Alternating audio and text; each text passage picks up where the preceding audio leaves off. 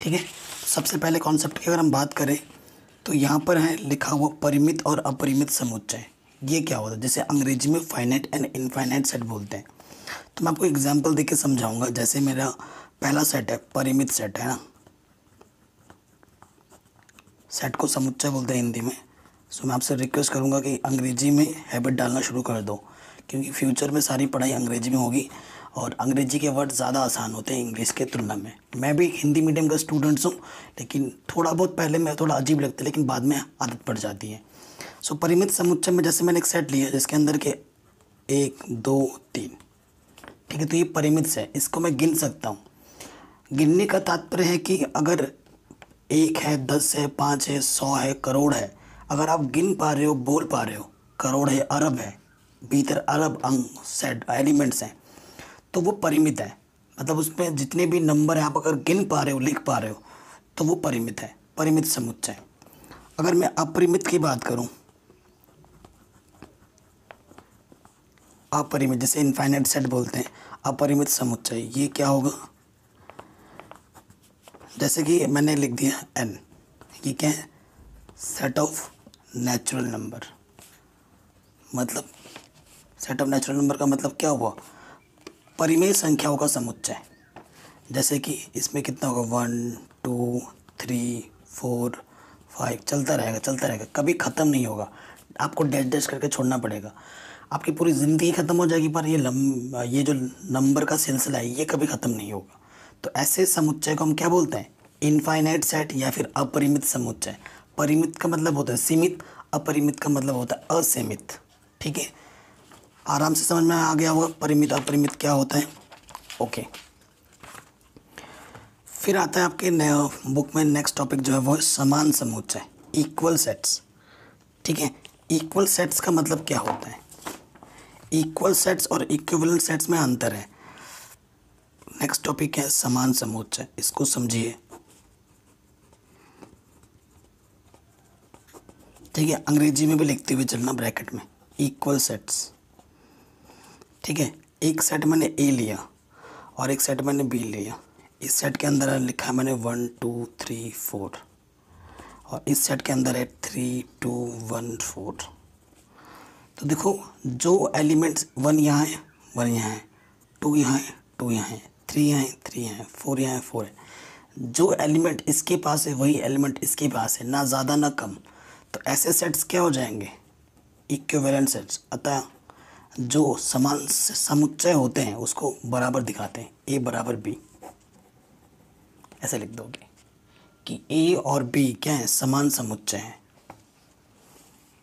ठीक है, आगे समझ में। और एक होता है इक्विवेलेंट सेट, उसका मतलब भी समझ लीजिए। इक्विवेलेंट सेट्स, एक इक्वल सेट होता है, एक इक्विवेलेंट को हिंदी में क्या बोलते हैं पता नहीं मुझे। इक्विवेलेंट सेट का मतलब क्या होता है, जैसे इसके अंदर है 1 2 3 और इसके पास है ए बी सी। तो इसके पास नंबर ऑफ ए में कितने एलिमेंट है, 3 है, और नंबर ऑफ बी में कितने एलिमेंट है, 3 है। तो जब सेट्स में, जब आपके पास सेट दे रखा हो, सेट का मतलब समुच्चय, जब के पास एक सेट है, बी सेट है, इस सेट में भी 3 पद हैं, इस सेट में भी 3 पद हैं। जब पदों की संख्या आपस में बराबर होती है ना, तो ऐसे सेट्स को आपस में क्या बोला जाता है, इक्विवेलेंट सेट। ठीक है, इस सेट को क्या बोला जाता है, इक्विवेलेंट सेट। ठीक है, ये चीज़ आगे समझ में। और कोई टॉपिक है आपके एनसीईआरटी में नहीं है। और आपसे मैं रिक्वेस्ट करूंगा, मैं तो अब देखो प्रश्नावली में पूरी करा दूंगा, ठीक है ना, लेकिन आपसे मैं रिक्वेस्ट करूंगा ये जो उदाहरण होते हैं आपके एनसीईआरटी में, इनको ज़रूर कर लेना आप खुद से। और उदाहरण तो सॉल्व किए हैं, आप खुद से ट्राई करो, नहीं होता तो यहाँ सॉल्यूशन देखो, आपको समझ में आ जाएगा।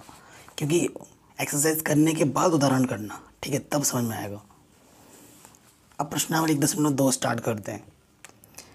क्या बोला, निम्नलिखित में से कौन से रिक्त समुच्चय के उदाहरण है। अच्छा, रिक्त समुच्चय भी है यहाँ पर। तो रिक्त समुच्चय पता नहीं यहाँ दिखा नहीं है, मैं बता देता हूँ कि रिक्त समुच्चय क्या होता है।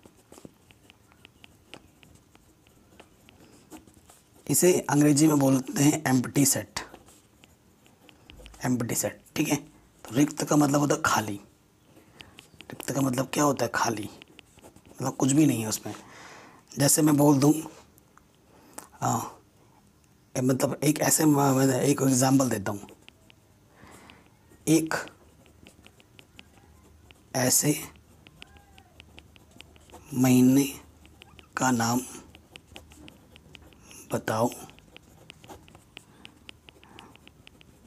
जिसमें 32 दिन होते हों। तो ऐसे तो कुछ भी होता ही नहीं है, तो रिक्त समुच्चय को पता है फाई से प्रेजेंट करते हैं। तो ये क्या है, रिक्त समुच्चय। ऐसा कुछ नहीं होता। जब ऐसा समुच्चय जिसमें कोई भी एलिमेंट्स नहीं होगा, कोई भी पद नहीं होगा, उसे हम क्या बोलते हैं, रिक्त समुच्चय। और रिक्त समुच्चय को फाई से प्रदर्शित करते हैं। ऐसा गोला बनाओ, एक डंडा खींच दो, ठीक है, फाई बोलते हैं। तो ये होता है रिक्त समुच्चय, खाली, जिसके अंदर कोई भी पद नहीं होता है। कह रहे हैं 2 से भाज्य विषम प्राकृतिक संख्याओं का समुच्चय। आपको पता है ना सम क्या होता है, सम संख्या क्या होती है, विषम संख्या क्या होती है। सम संख्या जो 2 से विभाजित होता है, और ये 2 से नहीं होता है, 2 से विभाजित नहीं होता है, ठीक है। अब से पहले वाले में क्या बोल रहे हैं, 2 से भाज्य विषम संख्या। भैया विषम संख्या क्या होता है, 1, 3, 5, 7, ये सब होता है ना। ये कभी 2 से कटता है क्या, नहीं कटता। तो पहला वाला क्या हो जाएगा, ऐसा कुछ है ही नहीं उसके बाद। दो ऐसी कोई सी भी विषम संख्या नहीं है जो 2 से कटती हो। तो आप क्या लिख दोगे, फाई, ये रिक्त समुच्चय है। तो पहला वाला क्या लिख दोगे, 2 से विभाजित होने वाली ऐसी कोई भी विषम संख्या नहीं होती है, अतः दिया गया समुच्चय रिक्त समुच्चय है, ठीक है। ऐसे हिंदी में लिख दोगे। फिर बोले सम अभाज्य संख्याओं का समुच्चय। अभाज्य संख्या क्या होती है, जो सिर्फ खुद ही से कटता है, 2, 3, 5, है ना, 7, 11, 13, ये सब क्या है, अभाज्य संख्या है। सम अभाज्य संख्या कौन सी है, जो संख्या सम भी हो और अभाज्य भी हो, 2। तो इसके अंदर पद है, जब पद है तो वो क्या हो जाएगा, रिक्त समुच्चय नहीं होगा। तो लिखोगे चूँकि सम अभाज्य संख्या 2 है, अर्थात इस समुच्चय के अंदर पद मौजूद हैं, इसलिए यह रिक्त समुच्चय नहीं होगा, ठीक है। तीसरे में आ जाओ, क्या बोल रहे हैं, x एक प्राकृतिक संख्या है, x का मान 5 से छोटा है और 7 से बड़ा है। भैया ऐसी कोई संख्या होती है प्राकृतिक संख्या जो 5 से छोटा होगा और 7 से बड़ा भी होगा, होता है क्या प्राकृतिक संख्या कोई। प्राकृतिक संख्या मतलब 1, 2, 3, 4 है ना, 5 से वो नंबर 5 से छोटा भी हो और 7 से बड़ा भी हो। लिखेंगे ऐसी कोई प्राकृतिक संख्या नहीं होती जो 5 से छोटी और 7 से बड़ी हो, अर्थात दिया गया समुच्चय एक रिक्त समुच्चय है, ठीक है। फिर क्या बोल रहा है, वाई किन्हीं भी 2 समांतर रेखाओं का उभयनिष्ठ बिंदु। देखो चौथा वाला क्या बोल रहा है, 2 समांतर रेखाएं ऐसी, इनके बीच कोई भी बिंदु उभयनिष्ठ है। उभयनिष्ठ का मतलब उभयनिष्ठ तभी होगा जब कटेंगी, छुएंगे। तो ये रेखाएं कभी भी आपस में छूती नहीं है। तो आप क्या लिखोगे, 2 समांतर रेखाएं कभी भी आपस में मिलती नहीं है, अर्थात इनका कोई भी उभयनिष्ठ बिंदु नहीं है, अर्थात यह एक रिक्त समुच्चय है। चौथा वाला क्या हो जाएगा, रिक्त समुच्चय हो जाएगा, ठीक। ये बस क्वेश्चन ऐसे ही हैं जिनको आपको अच्छे से समझना और करना है। वर्ष के महीनों का समुच्चय, इनमें बताना है कौन सा परिमित है और कौन सा अपरिमित।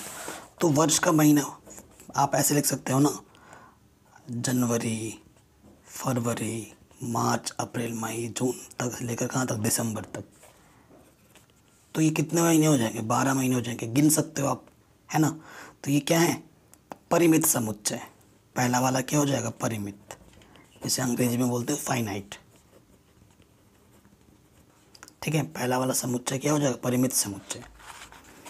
फिर देखो ये 1, 2, 3 डॉट, जब डैश डैश करके छोड़ा जाएगा ना पीछे की ओर से, तो ये क्या हो जाएगा, अपरिमित समुच्चय। दूसरा वाला क्या है, अपरिमित। तीसरा वाला देखो 1 से लेकर 100 तक लिखा हुआ है, बीच में डैश डैश है, मतलब बीच में वो चलेगा, लेकिन पीछे डैश डैश करके छोड़ देगा ना तो वो अपरिमित है। 1 से लेकर 100 तक है, गिन सकते हैं, तो ये क्या है, परिमित समुच्चय है। 100 से बड़े धन पूर्णांकों का समुच्चय, तो ये अपरिमित है। 100 से बड़ा, 100 से बड़ा क्या हो जाएगा, देखो 101, 102, ये चलता रहेगा डॉट डॉट। तो ये कैसी संख्या है, ये चलता रहेगा, कभी ख़त्म ही नहीं होगा, तो ये क्या है, अपरिमित है, इनफाइनाइट सेट। ठीक है, फिर बोल रहे 99 से छोटे अभाज्य पूर्णांकों का समुच्चय। 99 से छोटे अभाज्य पूर्णांक तो आप आराम से लिख दोगे, 2, 3, है ना, ऐसे चलते रहोगे, 5। तो आप 99 से कम लिखना है, 97 यहाँ तक, तो इनको आप गिन सकते हो। तो ये क्या है, परिमित समुच्चय है। ये कैसा समुच्चय है, परिमित समुच्चय है। ठीक है, ये भी हो गया आपका आराम से। अगला बताना है यही परिमित अपरिमित के बारे में। कह रहे निम्नलिखित समुच्चयों में से प्रत्येक के लिए बताइए कि कौन परिमित है और कौन अपरिमित। परिमित में मतलब जिसमें पदों की संख्या हम गिन सकते हैं, अपरिमित में पदों की संख्या असंख्य होती है, गिना नहीं जा सकता।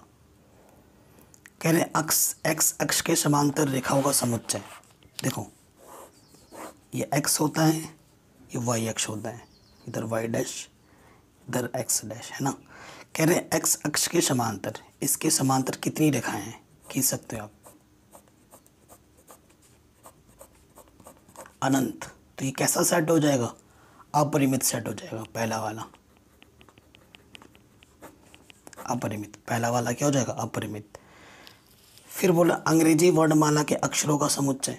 तो अंग्रेजी में जितने भी वर्णमाला है वो आप आराम से लिख सकते हो, तो ये क्या हो जाएगा, परिमित। दूसरा वाला क्या हो जाएगा, परिमित। वर्णमाला जो जो भी है उसको अंदर यहाँ लिखना होगा, ठीक है, फिर बताना होगा परिमित अपरिमित। ये चित्र बना के दिखाना पड़ेगा, तभी आपका आंसर सही होगा। उन संख्याओं का समुच्चय जो 5 के गुणज हो। भैया 5 के गुणज तो भैया असंख्य है, 5, 10, 15, 20 चलता रहेगा, कभी ख़त्म ही नहीं होगा। तो ये कैसी संख्याएं हैं, अपरिमित। ठीक है, अपरिमित सेट है। पृथ्वी पर रहने वाले जानवरों का समुच्चय। पृथ्वी पर इतने जानवर हैं जितने आपने देखे हैं, उससे कहीं ज़्यादा जानवर आपने नहीं देखे हैं, इतने सारे जानवर हैं, असंख्य हैं, अपरिमित हैं। तो चौथा वाला क्या हो जाएगा, अपरिमित। मूल बिंदु से होकर जाने वाले वृत्तों का समुच्चय। मूल बिंदु क्या होता है, ये मूल बिंदु होता है, 0 सेंटर। इससे होकर जाने वाले वृत्त, ये बन गया, ये बन गया, ये बन गया, ये बन गया, तो असंख्य वृत्त हैं। ये क्या हो जाएगा, अपरिमित, अपरिमित समुच्चय। ठीक है, समझ में आ रहा है। अब बताना है कि निम्नलिखित में ए और बी बराबर है या नहीं है। देखो इसके पास ए है, इस पहले तो देखो कितने एलिमेंट, इसके पास भी 4 है, इसके पास भी 4 है, ए है इसके पास, ए इसके पास भी है, बी इसके पास है, बी इसके पास भी है, सी इसके पास है, सी इसके पास है, डी इसके पास है, डी इसके पास है। तो ये पहला वाला बराबर है। ठीक है, फर्स्ट वाला क्या हो जाएगा, बराबर हो जाएगा।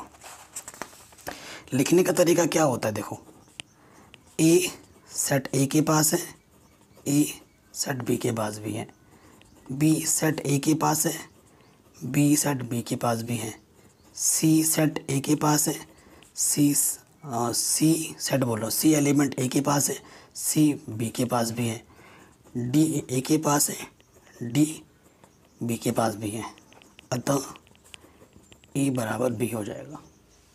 ठीक है, और दोनों में पदों की संख्या भी समान होनी चाहिए। ये नहीं कि इसमें 5 हो इसमें 4 हो, नहीं, दोनों में पदों की संख्या भी क्या होनी चाहिए, बराबर। देखो 4 इसमें है, 4 इसमें है, 8 इसमें है, 8 इसमें है, 16 इसमें है, 16 इसमें, 12 इसमें है परंतु 12 नहीं है। दूसरे वाले में कैसे लिखोगे, चूँकि 12 सेट ए में है परंतु 12 सेट बी में नहीं है, अतः ए बराबर बी नहीं है। ठीक है, इस तरीके से लिखना है।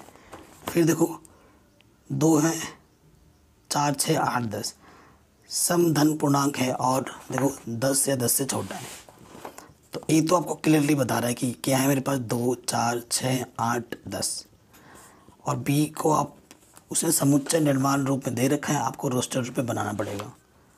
सम धन पूर्णांक है जो 10 या 10 से छोटा है, सम धन पूर्णांक जो 10 या 10 से छोटा हो, 2 4 6 8 10, धन पूर्णांक बोला है, माइनस का नहीं लेना है। देखो 2 इसके पास है, इसके पास है 4, ठीक है, तो ए और बी क्या हो जाएंगे, बराबर हो जाएंगे। अब देखो चौथा वाला, ए क्या बोला है, एक्स संख्या 10 का एक गुणज है। अब 10 का गुणज है, 10 20 30 ऐसे चलता रहेगा। और बी क्या बोल दे रखा है, इसके पास 10 भी है, 15 भी है, 20 भी है, 25 भी है, ये सब है। अब भैया 15 इसके पास है, 15 थोड़ी ना इसके पास है, तो एक भी मना करेगा तो मना हो जाएगा, क्योंकि 15 सेट बी के पास है, परंतु 15 सेट ए के पास नहीं है, अतः ए और बी आपस में बराबर नहीं है। ठीक है, अगले वाले में आ जाऊँ। कह रहे हैं क्या निम्नलिखित समुच्चय युग्म समान है, कारण सहित बताइए। समान है या नहीं है बताना है। तो देखो पहला वाला ए सेट में तो 2,3 दे रखा है, और बी सेट को पहले हल करना पड़ेगा। कह रहे हैं एक्स जो है समीकरण का हल है, समीकरण को पहले हल करना पड़ेगा। एक्स स्क्वायर 5x + 6 = 0, इसको हल करो। गुणा करने पे 6 आए, ऐसे 2 नंबर लेने हैं, गुणा करने पे 6 आए और जोड़ने पे 5, 3 दूनी 6, 3 और 2 5, यहाँ से एक जोड़ा, यहाँ से एक जोड़ा, एक्स स्क्वायर से एक्स बाहर आ गया, एक्स बाहर आ गया तो 3 बचा, 2 का भागा चला जाएगा, 2 बाहर आ गया, 2 3 6, 2 बार आ रहा है, सही है। मतलब जो 2 बार आता है उसे एक बार लिखते हैं, और जो ब्रैकेट से बाहर निकाला था कॉमन उसको अलग ब्रैकेट में डाल दो। यदि x + 3 = 0 तो प्लस का 3 इधर आ गया, माइनस का 3 हो जाएगा। यदि x + 2 = 0 सो प्लस का 2 इधर आके माइनस का 2 हो जाएगा। तो बी सेट के पास क्या है, -3 और -2। देखो पद बराबर नहीं है, पदों की संख्या बराबर है, लेकिन चूंकि 2 ए में है पर 2 बी में नहीं है, अतः ए बराबर बी नहीं है। ठीक है, ये देख लो एक्स क्या बोल रहा है, फॉलो का एक अक्षर है। फॉलो का एक अक्षर कैसे लिखते हैं मैंने बताया था। फॉलो मतलब FO, जो 2 बार है उसे एक ही बार लिखेंगे, W। ठीक है, और उसमें बी में बोल रहा है वॉल्फ का एक अक्षर है। वॉल्फ का मतलब WOLF। देखो W यहाँ है, W यहाँ है, O यहाँ है, O यहाँ है, L यहाँ है, L यहाँ है, F यहाँ है, F यहाँ है। इसमें भी 4 पद हैं, इसमें भी 4 पद हैं, अतः A बराबर क्या हो जाएगा, P। एकदम आसान है, आराम से बन गया। अब पता करना है कि नीचे दिए हुए समुच्चयों में से समान समुच्चयों का चयन कीजिए। जो जो समान है आप आपस में बराबर है उनको बताना है। भैया ये इतना आसान क्वेश्चन है ना, क्या बताएं। तो समान कौन कौन से, देखो देख के पता लगेगा। 2 4 8 12 कहीं पर है, 2 4 8 12 सारे पद। इसमें 4 पद है तो इसमें 4 ही पद, चारों के चारों होने चाहिए, नहीं है। दूसरे में आ जाओ, 1 2 3 4, और किसी में 1 2 3 4, हाँ बी और डी बराबर है। ठीक है, बी और डी बराबर है, और कोई नहीं है। 4 8 12 14, और कहीं है नहीं है। फिर देखो -1 1 -1 1, फिर ई और जी बराबर है, और कोई बराबर नहीं है। तो बी और डी बराबर थे, ई और जी बराबर थे। यही 2 जो सेट है आपस में बराबर हैं, और कोई आपस में बराबर नहीं है। तो इस आसान तरीके से ये प्रश्नावली हमने आराम से कर ली है। आशा करता हूँ आपको समझ में ज़रूर आया होगा। किसी पॉइंट पे कोई डाउट हो तो वीडियो को एक बार दोबारा देखें। ठीक है, कॉन्सेप्ट को समझें, कॉन्सेप्ट आराम से समझ गए तो चीज़ें हमारे लिए आसान हो जाती हैं, ठीक है। और प्रैक्टिस ज़रूर करें क्योंकि practice makes man perfect. Links ज़रूर चेक करें डिस्क्रिप्शन पे, प्लेलिस्ट ज़रूर चेक करें।